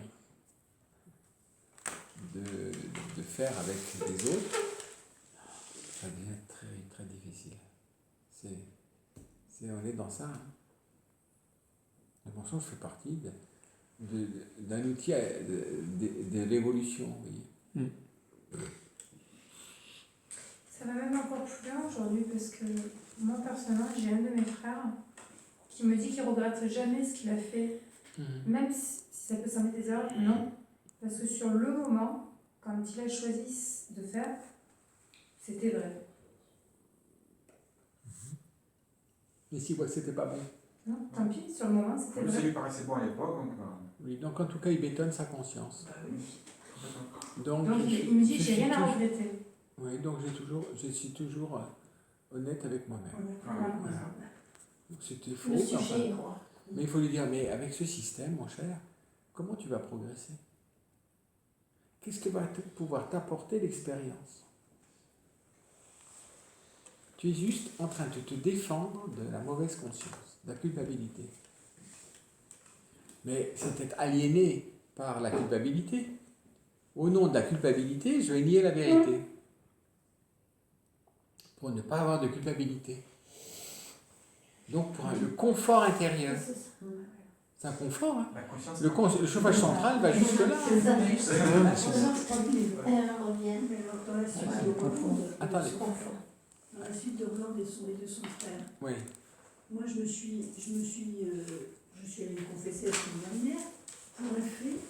Enfin, vous voyez, c'est dans l'avancement de ma vie, du coup le prêtre m'a dit il faut en parler parce qu'en fait c'est intéressant j'avance dans ma vie spirituelle. Il y a des événements de ma vie passée, des actes que j'ai posés, des décisions que j'ai prises. À la lumière d'aujourd'hui, je me dis, oh là là, mais jamais, Je poserai plus. j'aurais pu faire autrement, j'aurais pu... Et donc alors là, je suis mis à culpa, je viens me confesser, pardon mon Dieu. Mais il me disait qu'il fallait, il faut pas non plus tomber dans le... Il ne faut pas faire des relectures. Voilà, il faut c'est pas. ça, comment faire, Alors, parce qu'il faut servir de l'expérience, mais en voilà. même temps, il ne faut pas non plus tomber dans le... Mais Parce qu'est-ce que plus j'avance, Attendez. plus je reviens sur les événements. Oui. C'est ça, mais Ah oui. non, Alors, Avec le vanille. c'est ça. il ne faut pas juger sa vie passée à la lumière d'aujourd'hui. Ah. Je constate et je reconnais que c'était pas ça, mais je ne juge pas. Parce qu'à l'époque, je n'avais pas la lumière. C'est ça la différence en fait. Ah oui, je c'est constate, mais intéressant, je juge pas. Je ne juge pas. Mais je reconnais que, voilà, en tout cas, aujourd'hui, je ne ferai plus ça du tout. Mais à l'époque, parce que sinon, si vous jugez avec la lumière d'aujourd'hui, vous allez vous culpabiliser d'une chose dont vous n'êtes pas coupable, parce que vous n'aviez pas la lumière à l'époque. Ça justifie une confession, non? Pardon? Ça justifie une confession? Non. On peut le remettre au Seigneur, parce que maintenant que je vois, je peux... Comment dire? C'est pas une confession au sens... C'est la repentance. comment dire? Je remets mon état obscur du passé au Seigneur. Tu m'as mis la lumière. Voilà, l'obscurité dans laquelle j'étais a suscité de tels actes, mais comme je n'étais pas lucide, je ne suis pas coupable. On ne peut pas dire, formellement, ce n'est pas un péché. Mais je peux remettre cette vie non éclairée au Seigneur. Donc ce n'est pas formellement... mais je vois maintenant plus clair. On reste aux constatations, ce discernement. Et je remets ça à la miséricorde. Et en tout cas, je remets aussi les conséquences de cet acte, ce qui a été peut-être pas... voilà. Je ne me trompe jamais en remettant à l'amour de Dieu des choses. Vous voyez? Mais pas comme étant ma culpabilité. Mais reconnaissant une plus grande vérité que ce que je croyais. Et pour lesquelles j'étais sincère à l'époque. En fait, ça m'a fait penser à l'exemple de Saint Augustin, une confession, ce qui n'est pas les confessions sacramentelles. Oui. J'ai l'impression qu'il relie Oui, oui, sa oui. vie, mais Oui, un peu oui. dans le plus grand univers. Oui, oui, c'est ça. Plutôt la miséricorde du Seigneur. Oui, c'est ça. Tu m'as gardé, tu n'as pas lâché. Oui, et je vois que le Seigneur a été miséricordieux, il m'a accompagné. Et quand je le remets au sacrement de la miséricorde, c'est dans ce sens-là. J'honore ta miséricorde, je crois en ta miséricorde et je la remets à ta miséricorde. Mais ce n'est pas formellement requis, vous voyez, parce que ce n'est pas le pardon d'un péché, mais c'est honorer la miséricorde, c'est glorifier la miséricorde, c'est vivre la miséricorde. C'est ce qui est si grand dans le sacrement d'ailleurs. Il y a le formel du sacrement, mais il y a aussi, on pourrait dire, la profondeur du sacrement, parce que c'est vraiment oser, c'est vraiment c'est recevoir cette miséricorde, c'est s'abandonner à elle, c'est se laisser éclairer, on pourrait dire c'est l'hommage à la miséricorde. Je la reconnais, je la reçois, je l'aime, oui, c'est plus que simplement le formel nécessaire pour être pardonné de mes péchés. On pourrait dire que c'est une vision à la fois mystique et vivante des sacrements, comme une surabondance de l'amour. Par rapport à ça, on peut être dans le regret quand même. Ou pas. Le regret n'est pas bon. Dans l'essence, il y a une certaine douleur de voir, que ce que je croyais bien, en fait, était marqué par des choses qui ne sont pas bien. Mais donc c'est de la douleur et pas du regret, c'est Oui. la même chose. Et en fait, je ne veux plus avoir, je peux mettre ça, je ne veux plus avoir aucun lien avec l'aspect sombre de la chose. Je peux dire, libère-moi de tout ce qui a encore un lien avec cette manière ancienne, un peu aveugle de voir. Donc c'est pour ça que on va dire formellement, c'est une confession de dévotion qui est très utile au progrès spirituel. Plus que pour la nécessité d'être pardonné de tel péché. Parce que je vis d'un geste d'amour qui me fait progresser. L'amour passe par des gestes, et des gestes, normalement, fortifient l'amour. Donc, vous voyez, c'est donc pour le progrès spirituel.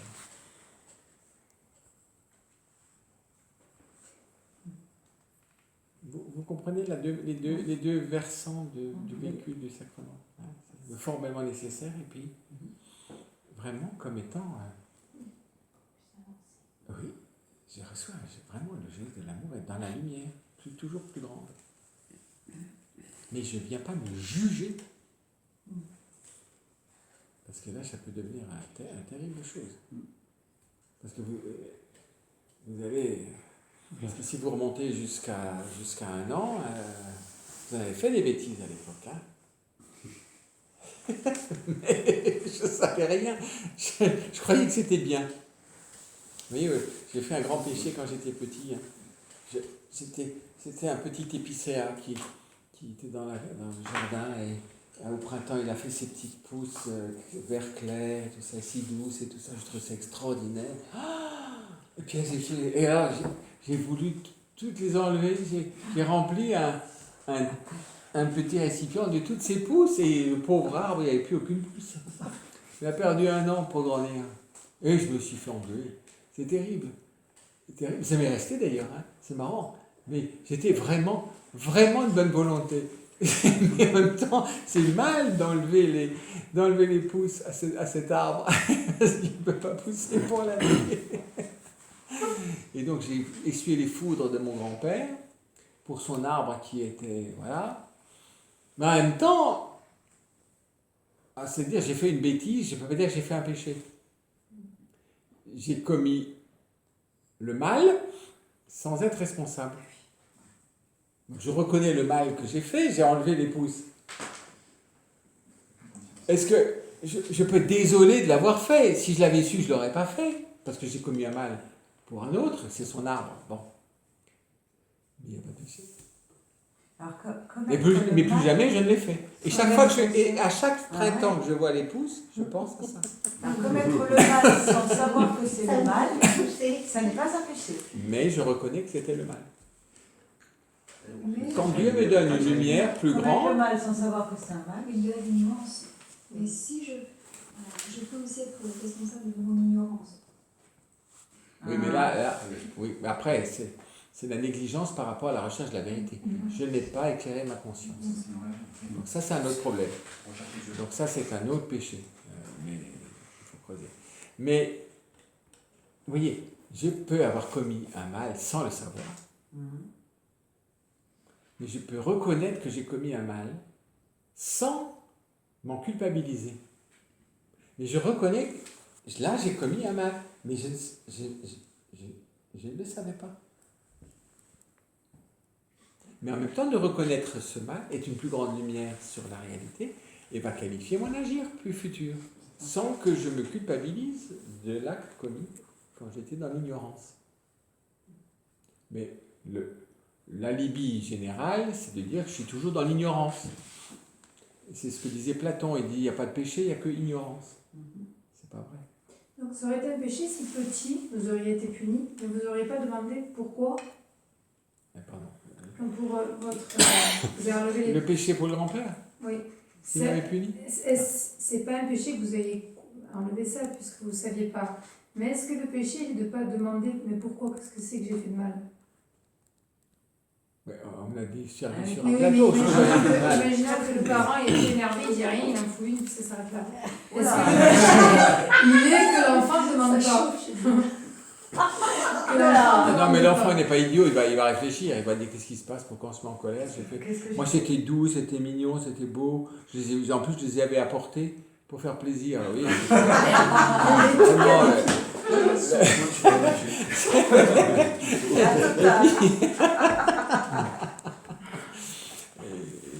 et alors, peut-être s'il a été malin, peut-être qu'il a quand même fait un sirop de sapin. Non, mais là, l'important, c'est aussi d'expliquer à l'enfant. Oui. Parce que le punir sans expliquer, ça peut être un blocage total de... Oui. Bon, une expérience qu'il a fait de beauté et que je ne referai plus jamais ça. Enfin, je sais pas. Vous voyez, la grande mémoire que j'ai de cet événement signifie que j'ai dû vivre une certaine injustice par rapport à la violence de la correction, par rapport à mon ignorance et ma bonne foi. Donc il y avait... il fallait peut-être me le dire vraiment pour que je ne recommence pas, ça c'est possible. Si j'avais... Mais c'était disproportionné vis-à-vis de mon innocence. Mais bon, je ne crois pas que ça m'ait traumatisé finalement. Non, mais ça m'a quand même beaucoup frappé, vous voyez, puisque chaque année que je vois des coups, je pense.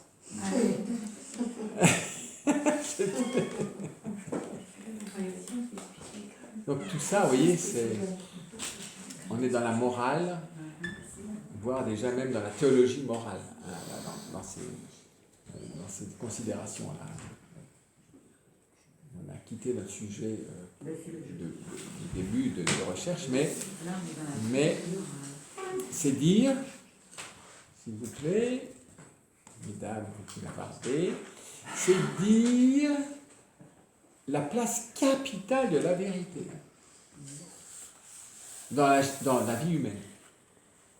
Et que à tout moment, je suis face à la vérité.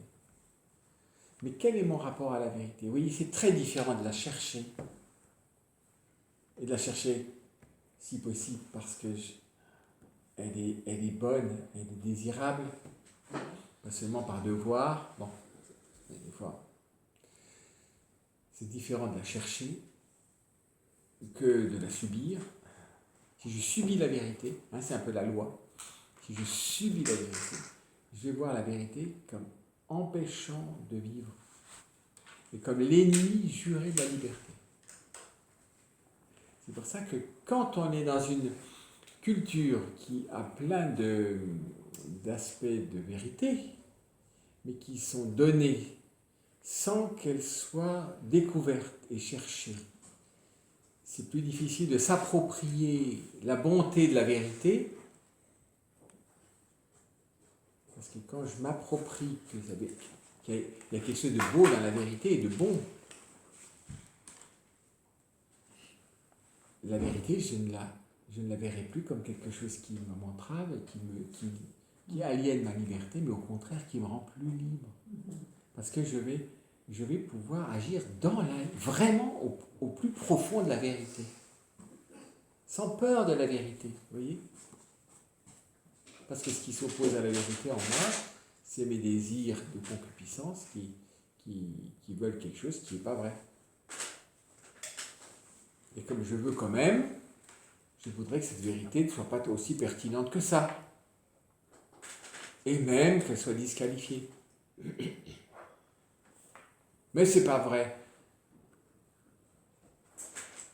Et donc on change la loi. C'est ce qu'on fait dans nos sociétés. On change la loi, donc ce qui était mal devient bien. Et donc j'ai un champ nouveau de pouvoir faire ce que... Vous voyez ? Mais c'est la convoitise que je nourris par là. C'est pas la personne dans le sens de sa plus grande noblesse, et encore moins la sainteté. Dans ce sens-là, c'est hypocrite.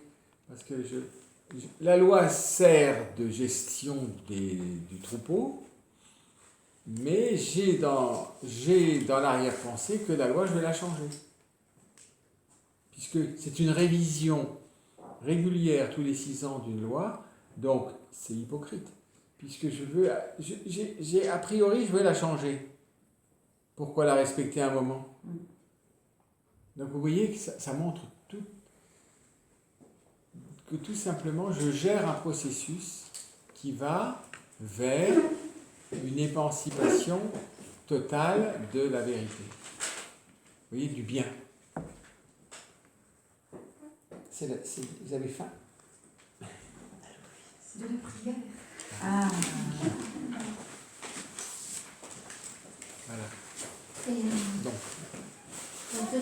est-ce qu'on peut dire aussi que le regard de la vérité, c'est l'Esprit Saint? alors, ultimement, oui, l'esprit de vérité. Mais il coopère avec mon intelligence, qui est le premier lieu qui m'est donné par rapport à la vérité. L'intelligence, ce n'est pas une faculté d'habileté, c'est d'abord une faculté de capacité de discerner le vrai. Ce n'est pas une habileté. Aujourd'hui, on se sert d'une intelligence souvent pour l'habileté, pas pour la vérité. L'éducation, enfin l'enseignement, il vise quoi? À une certaine habileté. Donc diviser vite, on ne divise plus, c'est de machine. Enfin bref, aller vite dans un processus. Je me souviens, dans les études de médecine par exemple, c'était bourrer le crâne et faire de telle sorte qu'on puisse en même temps faire des décisions les plus rapides, les meilleures, donc conditionnées dans la rapidité et dans l'efficacité. Mais sans vérité. C'était pas la vérité qui est en jeu, c'est une certaine performance, c'est une capacité qu'on acquiert. Alors, il y a un peu de ça, mais il faut avant.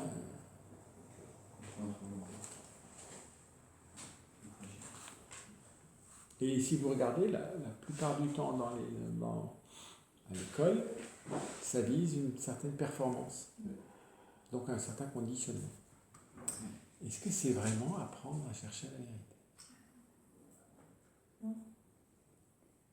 C'est rare. Normalement, ça devrait être ça. La philosophie politique aujourd'hui est axée sur la performance, pas la vérité. Souvent sur la performance plutôt que la vérité. Je suis progressif. Enfin, politique, mais d'autres aussi. La philosophie des sciences, la philosophie de l'éducation, la pédagogie, tout ça. Bon, on va peut-être s'arrêter, si vous voulez. On reprend à quelle heure? C'est 14h30.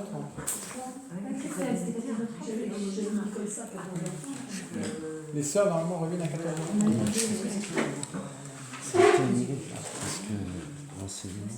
Donc vous voyez, à partir de cette petite phrase... Bah oui. Ça serait bien que non, mais c'est que j'avais pas prévu de demander là. on fait une phrase. Vous savez ce que c'est ça dans le système? Normalement, ça s'appelle faire une dissertation. Oui, c'est ça. Caler des choses comme ça. Qu'est-ce que vous dites? J'ai rien à C'est ça, une dissertation. Quoi? On vous donne une phrase et qu'est-ce que ça Et qu'est-ce voilà, que vous voilà, en la question. ça mène aussi à la fin peut-être à une autre question. Oui. Mais pour répondre, s'il vous plaît, pour répondre, il faut acquérir d'autres choses avant. Donc il faut reprendre le cheminement du chemin de la vérité, c'est-à-dire de la découverte de la vérité. Hein? Comment l'intelligence a accès à la vérité? Ben oui, et je dois le découvrir parce qu'elle n'est pas infuse, la vérité. Et tant que c'est une vérité qu'un autre vous a dite, c'est une opinion, c'est pas à vous. J'applique une valeur. Et on m'a dit que c'était vrai, mais est-ce que je l'ai touché comme vérité? Quand vous avez touché comme quelque chose comme étant vrai, vous n'avez plus le même rapport avec cette réalité que si on vous dit c'est permis ou défendu au nom de la vérité. C'est pas du tout la même chose. Quand vous l'avez touché vous-même, vous êtes libre, très libre devant la vérité, devant le vrai, vous voyez. Et donc vous allez choisir vraiment librement. Votre choix a beaucoup plus de force et en même temps il est vivifiant. Tandis que dans l'autre côté, je dis en riant, c'est la mort dans l'âme que je renonce à faire ce que je voulais faire. Voilà, bon, ben non, on me dit que c'est pas bien, donc je ne le fais pas. Mais au fond, ça ne me rend pas vivant. Je subis quelque chose, et ce qui est pourtant objectivement bon va pouvoir finir par m'éteindre. Parce que on m'interdit ça, et je ne trouve aucun goût dans ce qu'on me dit de faire, ou dans le renoncement que l'on me demande. Et finalement, je déprime. En tout cas, dans le contexte aujourd'hui.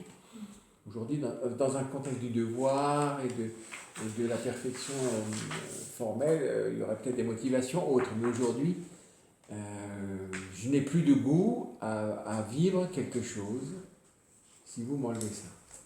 Je n'ai plus de goût. Comment on peut...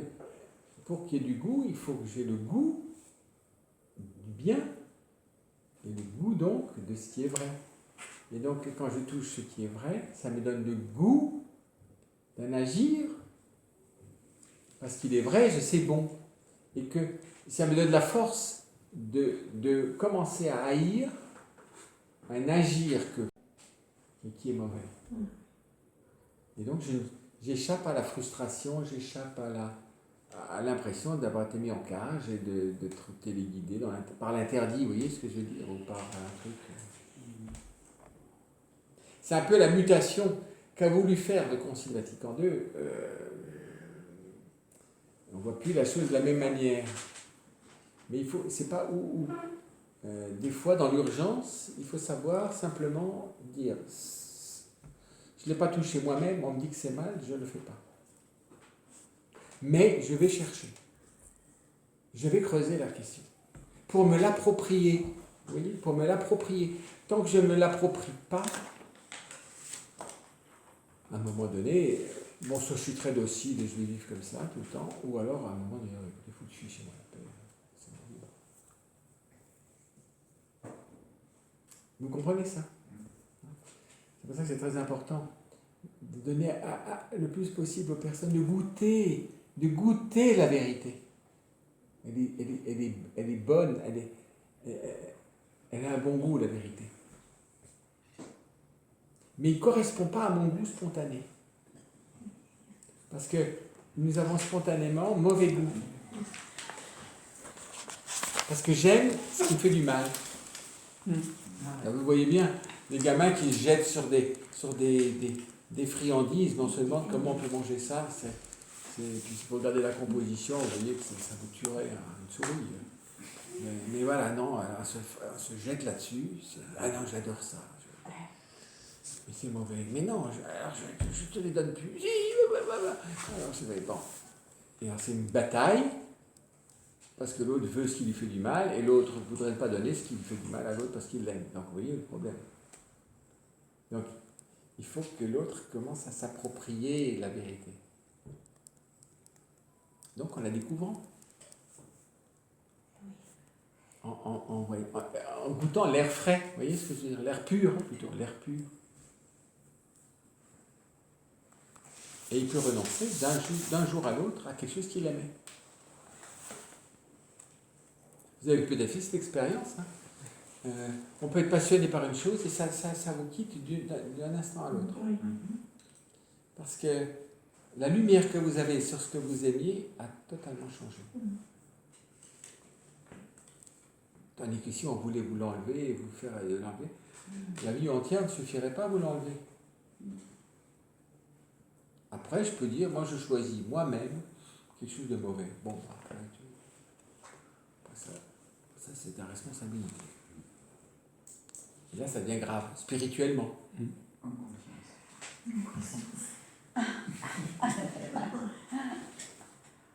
Et quelqu'un peut ne jamais découvrir tel ou tel aspect de la vérité.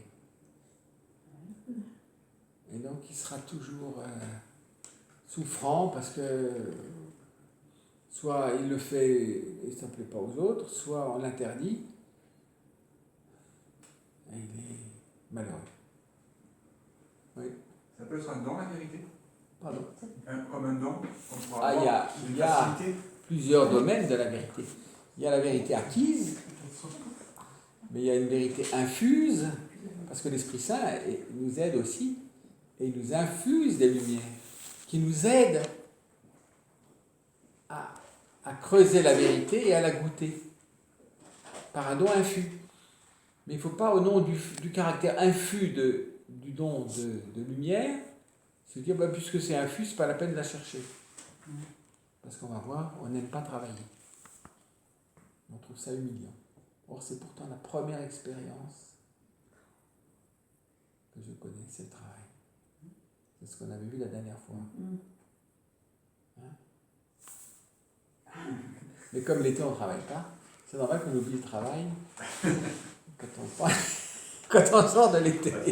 On lit des livres, après lire des livres, c'est du travail. Hein. Comment? On peut lire des livres. Il y a des livres qui vous aident à cheminer dans la vérité. Ah, ben tous les moyens sont bons. Hein. Pas tous les moyens. Enfin, tout ce qui peut servir la vérité est bienvenu.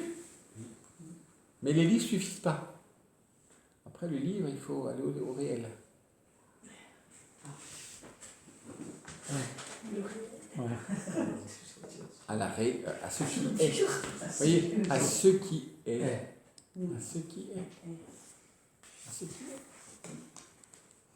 Parce que sinon, si je ne vais pas à ce qui est, vous voyez le problème. J'essaie de frayer un passage à côté de ce qui est. Alors, je vous promets, la schizophrénie est bonne, là. À un moment donné, ça va... C'est toujours en conflit avec ce qui est. Donc, il faut toujours que je me montre sur ce qui est pour ce que j'imagine ou je veux puisse se faire. Mais le monde aujourd'hui, il fonctionne comme ça. Ah bah c'est un monde schizophrène. C'est vraiment sur le Ah esprit. oui. C'est pas pour rien qu'il y a une épidémie. Vous savez, les maladies expriment notre... C'est pas personnel et volontaire, mais expriment le mal-être. C'est une atmosphère de schizophrénie. Donc l'autisme et tout ça, ça prolifère.